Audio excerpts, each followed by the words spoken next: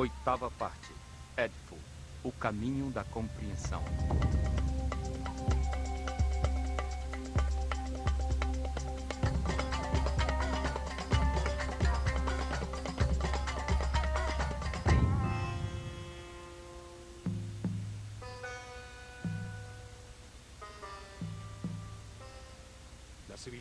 A civilização egípcia, guiada pelos sacerdotes da escola de mistérios de O Olho de Horus, se baseava em uma crença fundamental, a de que o homem encarna diversas vezes para viver um processo de aperfeiçoamento que o leva de sua animalidade original à sabedoria e à imortalidade.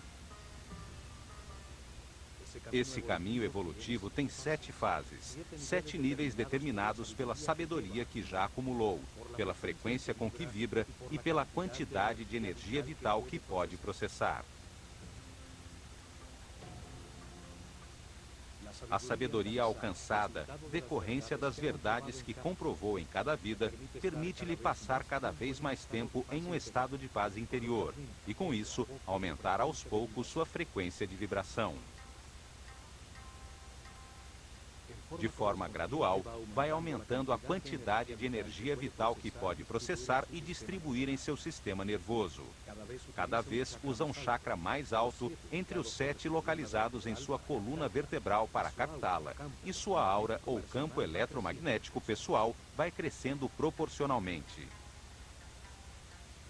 As circunstâncias que o homem vive, os processos pelos quais deve passar, com o objetivo de evoluir e de adquirir sabedoria, foram estabelecidos por Deus de forma perfeita. Os egípcios acreditavam que a energia que flui de Deus e que se manifesta de diversos modos determina os processos a que cada espírito é submetido. O universo seria como uma fábrica de consciências, submetida a uma série de processos lineares.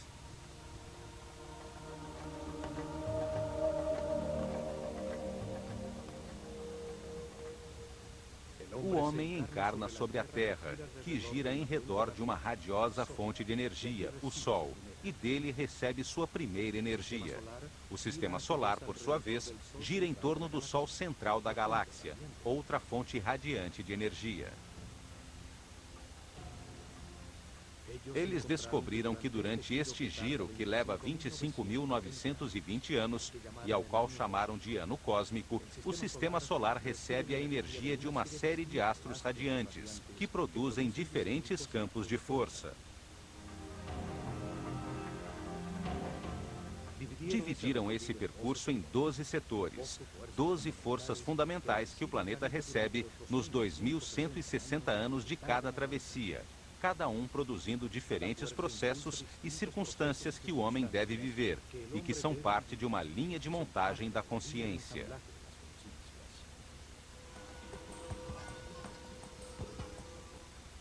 Chamaram de néters a estas energias dos céus. A cada uma das que iam identificando, davam um nome e uma figura simbólica. Assim, podiam reconhecer suas características e apresentar-lhes suas oferendas e referência.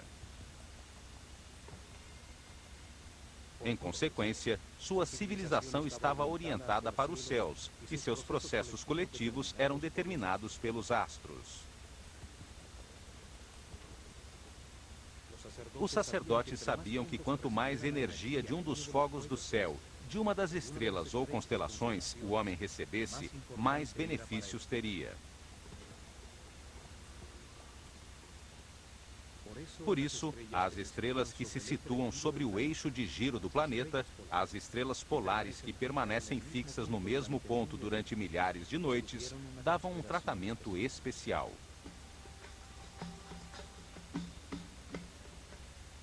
Além disso, em uma época em que a noite era comparada à morte, ao perceber que tais estrelas apareciam sempre no mesmo lugar, sem circular pela abóbada celeste, o povo transformou-as no poder que reina na escuridão, força nefasta que trazia as mortes e as desgraças. Esta série de forças que impulsionava os processos e eventos mais difíceis da vida eram comandadas por uma figura simbólica, a que chamaram de Set, raiz do Satã atual. Set, o Senhor da Escuridão, o poder que atravanca o avanço do homem, que o submerge em paixões animais, fazendo com que permaneça estacionado na ignorância. Tinha uma função importantíssima no universo egípcio. Levava o homem a cometer erros, induzia a condutas agressivas e desrespeitosas, que apenas produziam dor, sofrimento, angústia e medo. Os resultados destas condutas erradas angustiavam ao homem, trazendo sofrimento e impulsionando-o a procurar o caminho da paz e da felicidade. Compreendia que com seus atos agressivos para com os outros, somente estava se machucando. Então, mudava, e a força da luz iluminava sua consciência.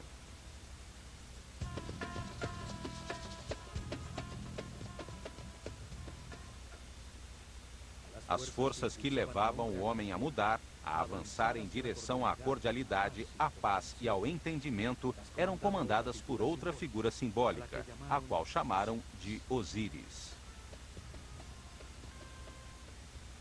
Osíris é o Senhor da Luz, o poder que impulsiona o avanço do homem para a espiritualidade e a vibração no amor, ao longo de muitas vidas e circunstâncias difíceis.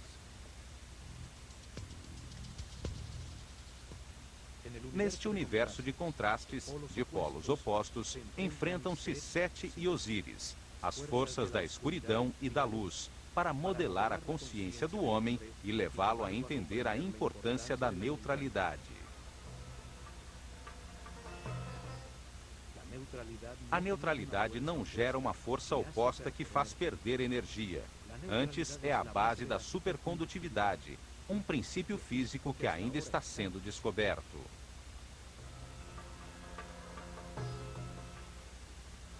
A neutralidade implica em respeitar os demais. Implica em ter consciência para não intervir nem impedir os seus processos do destino, as situações difíceis que o homem precisa viver para aprender. A neutralidade implica em compreensão de como funciona o universo, aceitação de que tudo o que acontece é perfeito e tem um propósito de amor, porque foi desenhado por Deus, que é amor.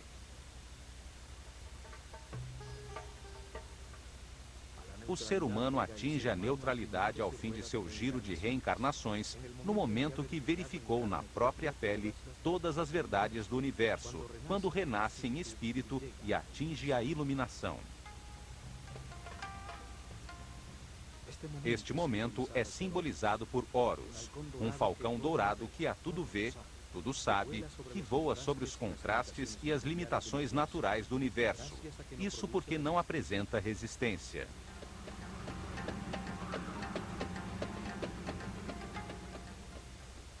Horus é o símbolo da consciência permanente, imortal, de um ser respeitoso em equilíbrio, capaz de concordar com todos os seus poderes e a paz eterna. Este momento de equilíbrio é experimentado no planeta 4 dias por ano, os dias do equinócio de inverno e verão, quando o dia tem a mesma duração que a noite.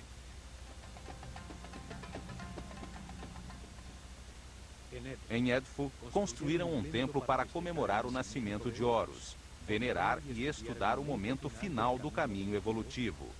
O templo tem seu eixo e seus pórticos orientados para o ponto no horizonte por onde surge o sol no equinócio de verão.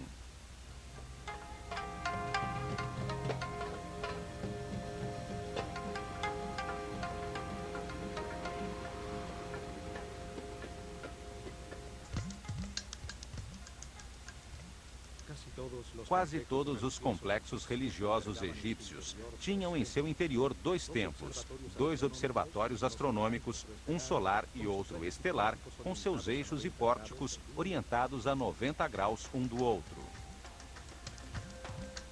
Isto permitia enquadrar simultaneamente a estrela que personificava a força fundamental venerada no templo e a fonte de radiação mais próxima do homem, o Sol. Isso nos dias que definiam as mudanças climáticas, as estações, os pontos em que mudava o meio ambiente de todos os seres da Terra. Em certos casos, como em Edfu e Dendera, um mesmo templo enquadrava com seus pórticos uma estrela brilhante que anunciava a saída do Sol por esse mesmo lugar um pouco mais tarde.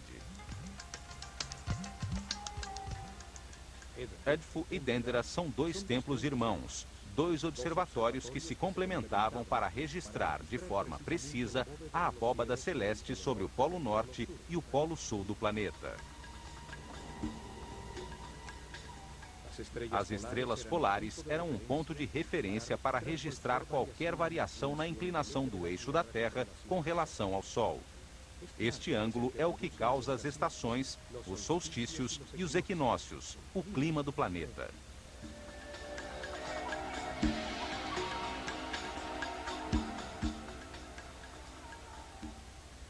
O estudo e registro destas estrelas fixas e sua relação com o Sol e com as outras estrelas era muito importante, pois qualquer variação em seu movimento habitual antecipava grandes mudanças na vida do homem. Eram as estrelas nefastas, as das grandes mudanças. Foram localizados a uma distância precisa de forma a produzir uma diferença de 1 grau exato em sua latitude. Dendera se localiza nos 26 graus e Edfu nos 25 graus de latitude ao norte do Equador.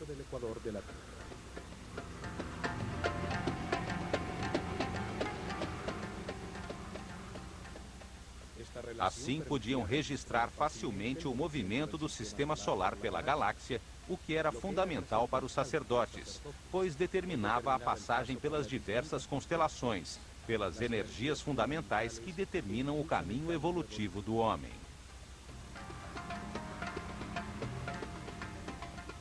As mudanças de era, a passagem de uma constelação zodiacal a outra, determinaram as etapas em que os sacerdotes revelaram os mistérios do universo a seu povo. Mudaram a localização de sua capital imperial e até os nomes de seus faraós.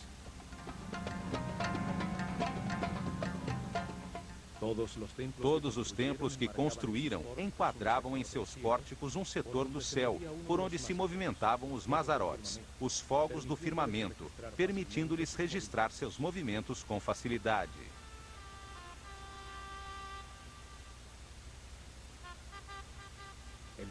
O templo de Horus em Edfu estava virado para o Polo Sul e enquadrava a estrela Canopus, enquanto que o templo de Hathor, em Dendera, enquadrava a estrela Alpha Draconis no Polo Norte. O templo de Horus em Edfu festejava seu nascimento no equinócio de verão, 3 meses depois.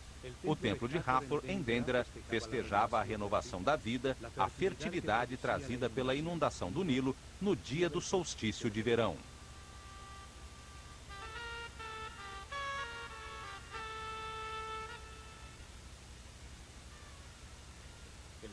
O templo secundário, dedicado a Ísis em Dendera, enquadrava a estrela Sírio às noites sobre o horizonte, sua personificação no céu, que com sua reaparição anunciava a enchente do Nilo, e ao amanhecer, o surgimento do Sol no dia do solstício de verão. Nesse dia, a inundação marcava o fim do ano solar egípcio, celebrando-se em Dendera as festas do Ano Novo em honra de Hathor, a força que renova a vida, e de Ísis, a que trazia a água, sustento do Egito.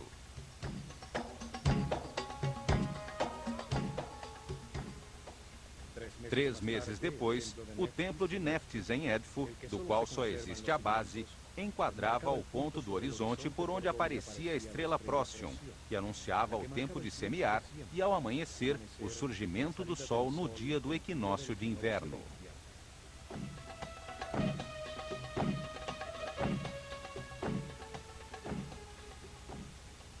Os astros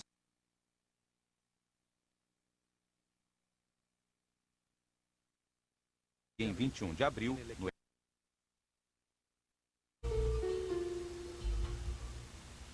E lá chegava a barca de ouro com a imagem de Hathor que vinha de Dendera pelo Nilo.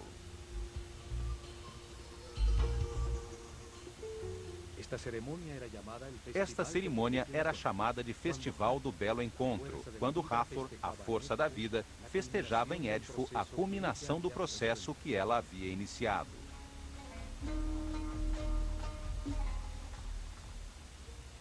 As estrelas e os sóis viajam de um horizonte ao outro pelo céu em barcos simbólicos. As imagens que estas estrelas representavam, como Hathor ou outro dentro de barcas de ouro, em procissões pelo Nilo.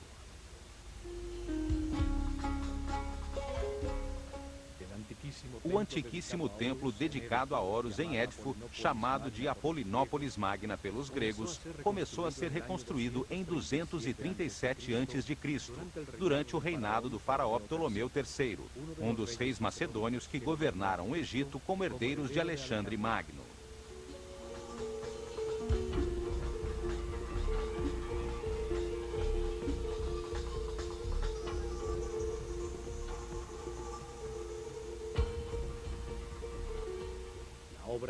A obra durou 180 anos, terminando em 57.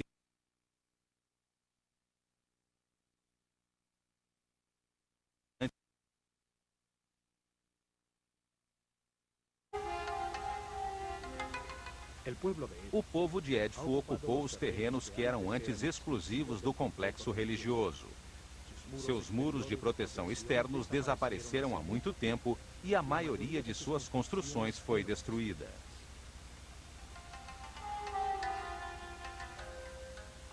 O templo principal, dedicado a Horus, o Falcão Dourado, permanece ainda intacto.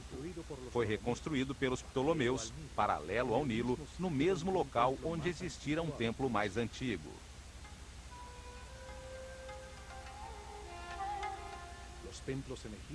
Os templos no Egito, que eram orientados para uma estrela em particular, só eram úteis por aproximadamente 300 anos, uma vez que o movimento do sistema solar em torno da galáxia tirava do foco a estrela objeto do registro. Por este motivo, desmontado e reconstruído com seu eixo ajustado em aproximadamente 4 graus. Por esta razão, são encontradas pedras marcadas por faraós anteriores nas bases dos novos templos. Era como girar o telescópio.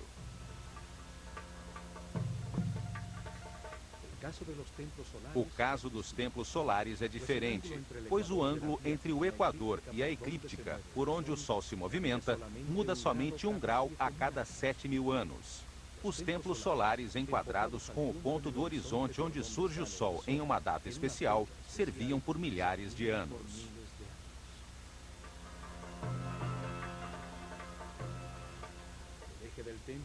O eixo do templo está orientado para os 86,5 graus sudoeste.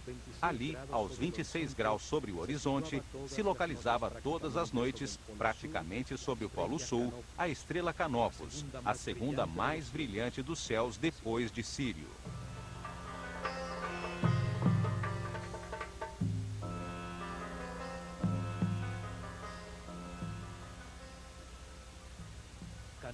Canopus, Alfa Cariani, situa-se a 74 anos-luz da Terra e é a estrela mais brilhante da constelação de Carina, antes conhecida como Argo Navis, guia do navio Argos, no qual Jasão e os argonautas embarcaram para encontrar o vélo dourado.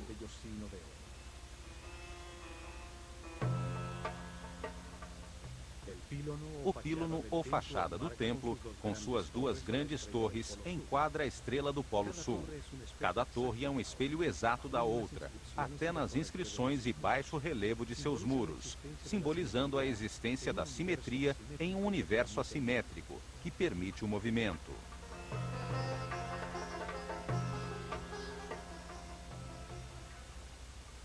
Na frente, a figura do faraó esgrime uma espada para os inimigos do Egito com um gesto ameaçador, em um símbolo recorrente desde a época de Nármer.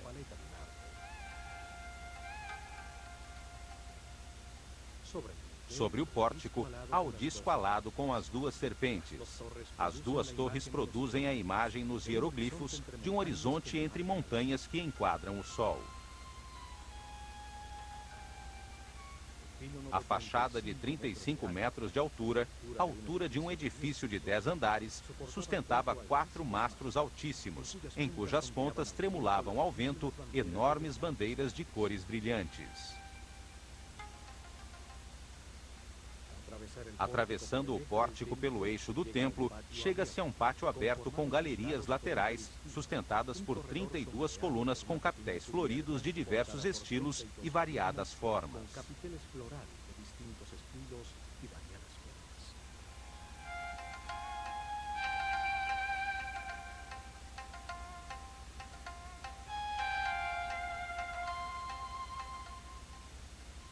Na fachada interior do pílono, que se abre sobre o pátio interior, as imagens talhadas também estão dispostas simetricamente, como em um espelho, variando apenas as formas simbólicas sobre suas cabeças.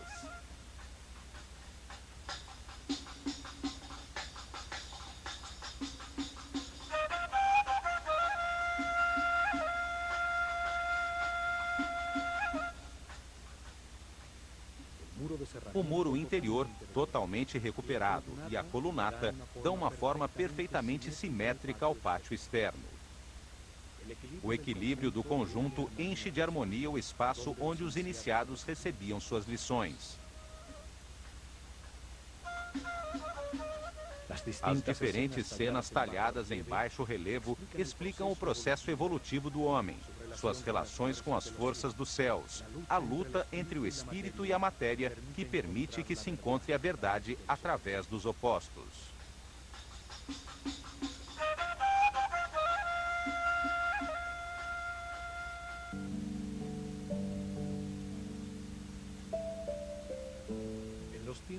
Nos tempos da Escola de Mistérios, existia um lindo jardim neste pátio, onde os iniciados faziam exercícios para constatar na própria pele as informações passadas pelos mestres.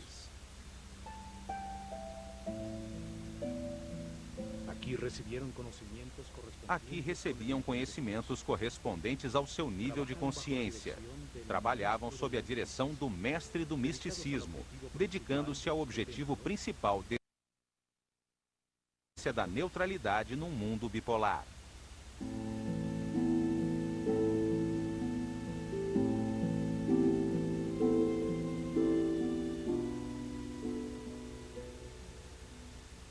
Provaram que podiam levar sua consciência individual até a consciência universal. Entenderam a necessidade de um universo de contrastes que produzisse vivências, situações e processos que permitissem uma decisão livre. Cada vida permite que se experimente um lugar diferente, uma família diferente, diferentes condições de saúde e riqueza, diversas situações nas quais se pode cometer erros diferentes.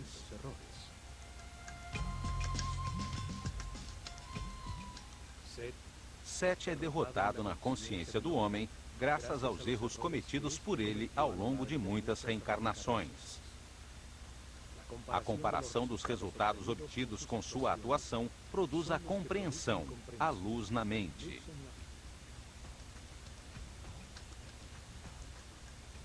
Experimentaram o princípio vital de outros seres e entenderam que existe somente uma grande consciência no universo. Isto foi verificado diante de uma das palmeiras no jardim da galeria, quando se concentravam nesta até sentir o vento em suas folhas. Descobriram que somente mediante a entrega total se realiza uma fusão com o exterior. O tempo para de existir, e sua consciência e a da planta se fundem em apenas uma, ocupando o mesmo espaço. O mestre lhes ensinou que qualquer concentração começa com um exercício intelectual, dirigindo-se a atenção para a planta e trazendo à mente tudo o que se conhece sobre ela. A razão clareia a mente, organiza, avalia, compara, analisa, até que se defina as características que transformam um ser em uma planta. Descobriram que uma vez que se conhece tudo sobre o objeto da concentração, o trabalho intelectual termina. Nesse momento, passavam à segunda fase de concentração, usando a intuição e todos os sentidos como uma forma de percepção, a fim de sentir tudo o que a palmeira é, apalpando sua forma, observando sua cor, seu cheiro, seu sabor, escutando seu som interior. Na última fase, realizavam exercícios de concentração espiritual. Já não pensavam na palmeira, já não sentiam como ela era, mas como na consciência, o homem se converte em palmeira e consegue experimentar um estado de ser diferente do habitual.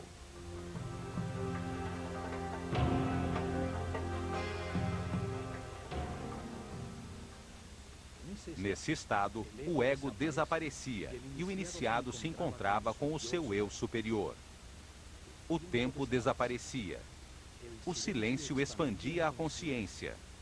Os braços se transformavam em galhos e uma paz interior inundava o nada. Desta maneira, neste pátio, puderam aumentar sua energia vital, sua frequência de vibração, reunidos com outros companheiros que tinham um nível de consciência similar, que se encontravam num estágio parecido no reino das reencarnações. A fachada interior, desde o pátio até o templo, é muito parecida com a fachada principal do templo de Dendera. Os planos e o desenho são muito parecidos. Os dois templos foram reconstruídos seguindo os planos de Imhotep, o arquiteto que construiu a pirâmide escalonada de Saqqara.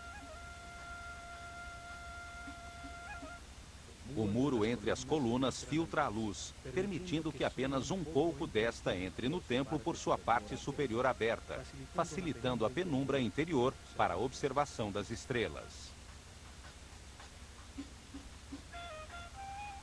Duas grandes estátuas de Horus, como falcão, com a dupla coroa do Egito, marcavam a entrada ao salão chamado de Salão da Vida.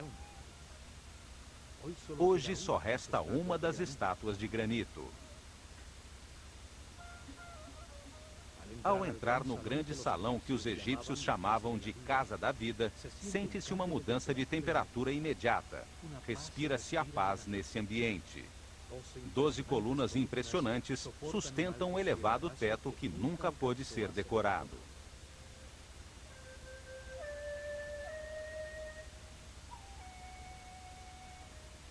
Ao percorrer-se este salão, utilizado no trabalho diário pelos iniciados do templo, as altas colunas, com seus belos capitéis, produzem uma sensação de equilíbrio e de permanência. Assim como em Dendera, este salão tem uma pequena capela para guardar os papiros, nos quais os escribas trabalhavam e que eram necessários para as lições com os discípulos do templo.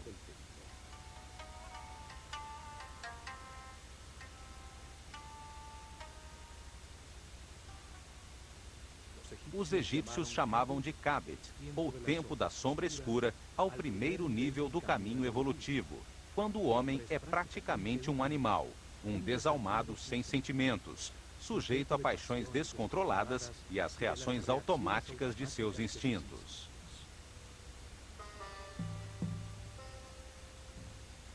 Seus atos de ira, ódio, instintos desenfreados lhe conduzem a resultados insatisfatórios, angústia, sofrimento, solidão e infelicidade. Depois de muitas vidas, está saturado de sofrer e compreende que ao ferir os outros, somente produz sua própria infelicidade. Neste momento, seu espírito renasce no segundo nível de consciência, chamado de Ba, ou tempo da sombra clara. Então descobre seus sentimentos, aprende a querer.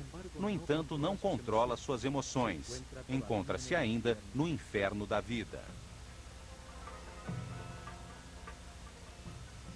Ao ascender ao terceiro nível, chamado de tempo do coração que respira, O pêndulo o leva ao extremo oposto. Transforma-se em um ser bom que vive preocupado com os outros, tentando resolver os problemas deles e fazendo-os evitar as situações dolorosas da vida. Também não consegue ser feliz, pois sua paz depende de outras pessoas. No entanto, não as respeita. Quer mudar a vida dos outros conforme ele acredita que deveriam viver.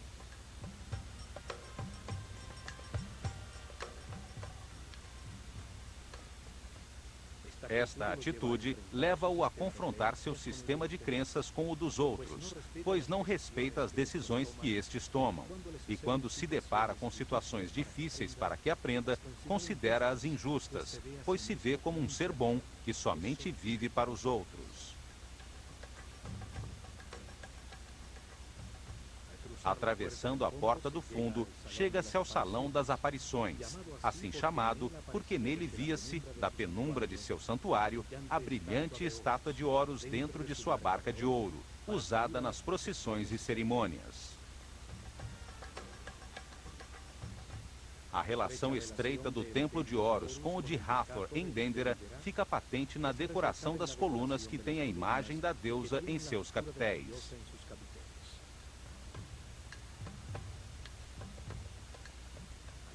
Do lado esquerdo está o salão de recepção das oferendas do povo, com sua porta externa, e o salão onde se armazenava e se preparava o incenso.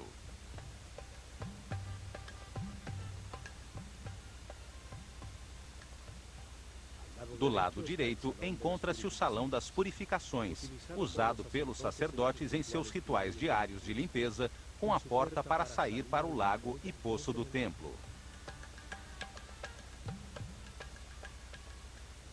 Os sacerdotes escolhiam seus discípulos entre os seres que manifestavam maior respeito pelos outros, maior sensibilidade, os que demonstravam ter, no mínimo, um terceiro nível de consciência. Forneciam-lhes informações e a forma de verificá-las pessoalmente. Eram guiados para que aprendessem a elevar seu nível de vibração. O trabalho começava pelo controle dos instintos, do medo da morte, do instinto de defesa e agressão.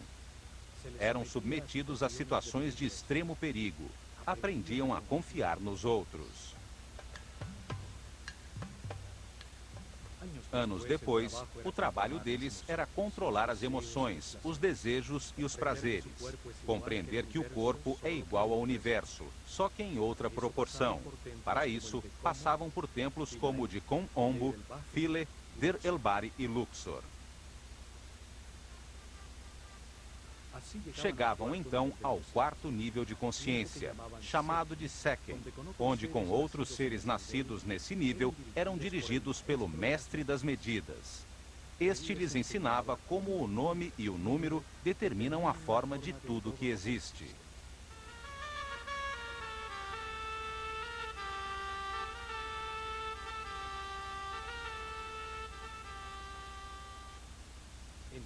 Em templos como o de Dendera, se transformavam em Cabirim, os que registram os céus, que aprendem como os ciclos dos astros atingem o homem, as forças fundamentais, as frequências de vibração da proporção áurea e da flor da vida.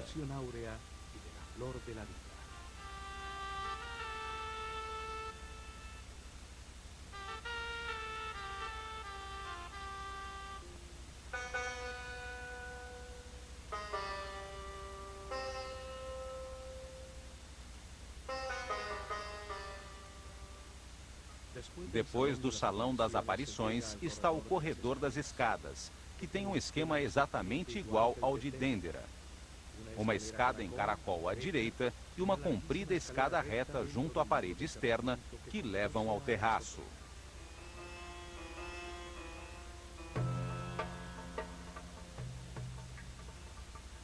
Pela escada em caracol, subia a procissão com a barca de Horus até o terraço do templo para aguardar a aparição do sol nos dias de equinócio, e pela escada reta ela descia.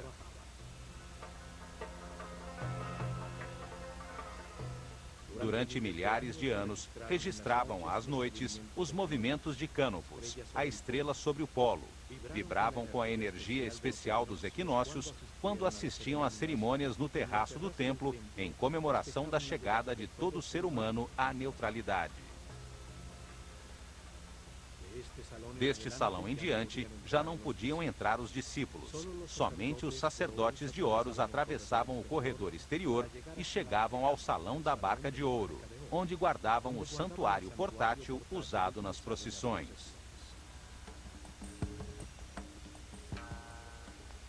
Uma reprodução moderna encontra-se nesta capela e nos dá uma ideia bem aproximada do tamanho e da forma originalmente usada.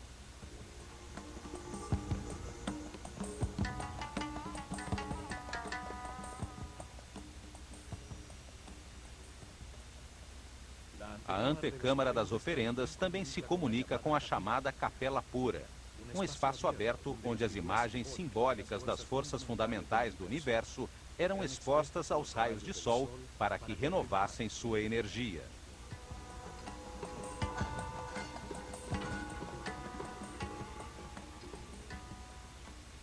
Os muros do templo estão repletos de baixos relevos, usados para explicar os mistérios do universo, a razão da reencarnação, a forma de chegar ao fim do caminho e converter-se em super-homem.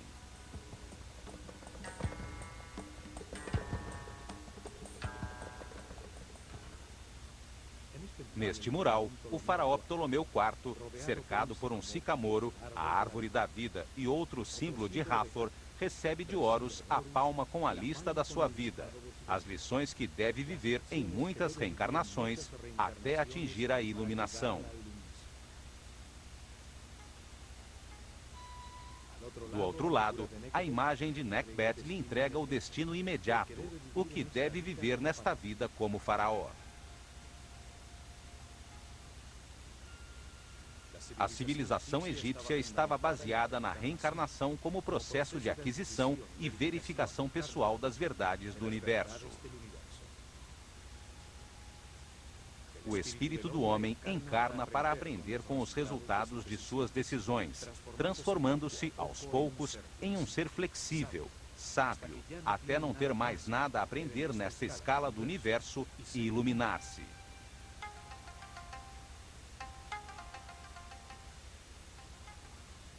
Da claridade exterior até a penumbra do Sancta Sanctorum, o nível do chão vai subindo para permitir que, a partir dali, o sacerdote pudesse observar o céu enquadrado nos pórticos, sobre a cabeça dos discípulos participantes nas cerimônias.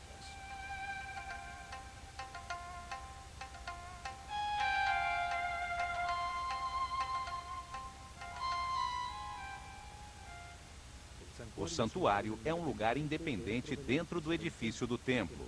Os raios de sol entram do alto por uma das janelas redondas no teto, iluminando os coloridos muros de outrora.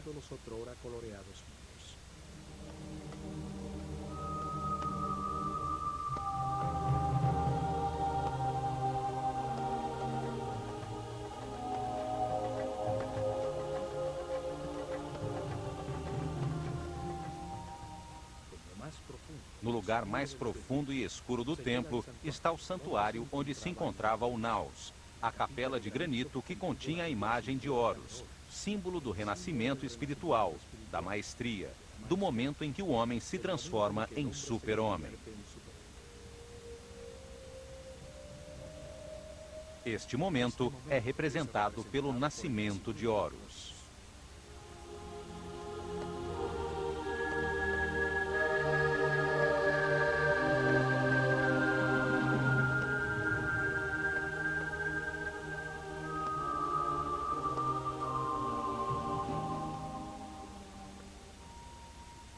Aqui, do outro lado do santuário, encontram-se cenas talhadas que fazem referência ao momento da iluminação.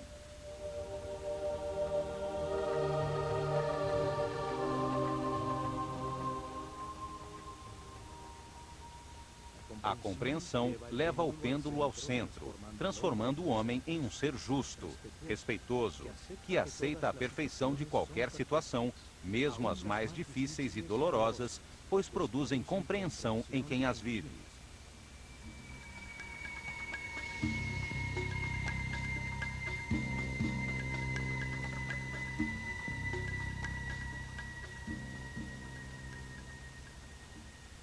O mal se converte em bom, o bom em justo, e por último, o justo em sábio. Nesse momento, chega a iluminação representada por Horus, quando se renasce a partir do espírito, terminando a onda de reencarnações desta escala do universo para continuar o caminho do aperfeiçoamento numa hierarquia mais elevada. O homem que nasce na carne, renasce no espírito. Assim termina sua transformação da animalidade original à espiritualidade eterna, de sua consciência temporária à consciência permanente, da mortalidade à imortalidade.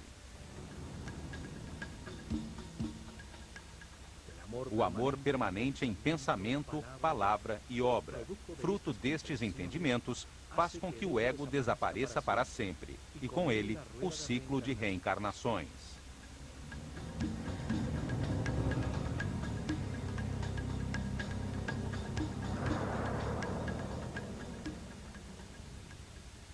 Em volta do santuário, encontra-se uma série de capelas dedicadas às forças e princípios fundamentais que intervêm no processo evolutivo da consciência.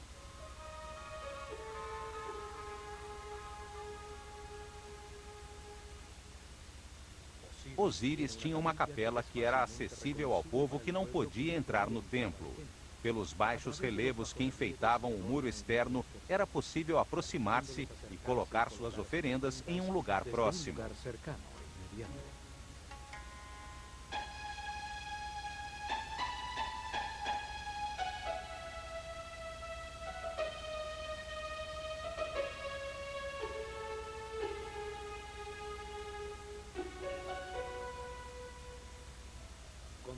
Khonsu tem outra capela.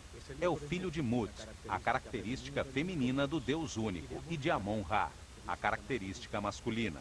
Sua união cria a consciência do homem. Khonsu é o nome que davam a uma consciência recém-nascida quando começa o seu percurso evolutivo.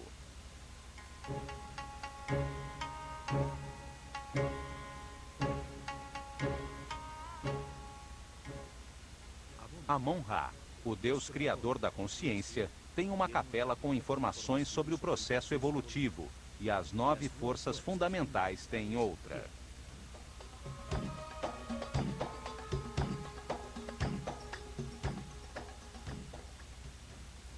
A capela central é dedicada a Horus. Em seus muros, encontra-se o conhecimento adquirido sobre o significado da iluminação como o momento final desta escala na realidade.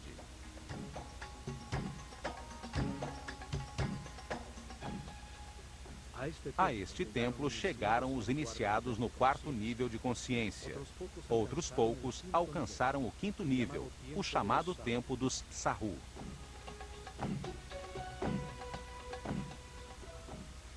Aqui receberam informações sobre a meta do caminho de reencarnações e compreenderam o significado da neutralidade.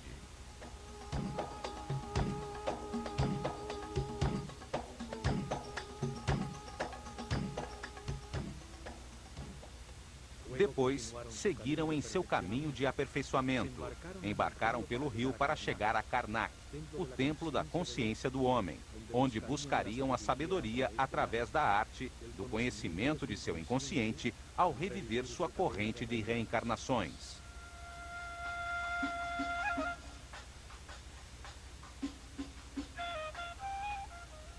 Foram vibrando em amor, certos de que, como todos os homens, algum dia renasceriam espiritualmente e chegariam à iluminação, abrindo a porta para a escala seguinte do universo.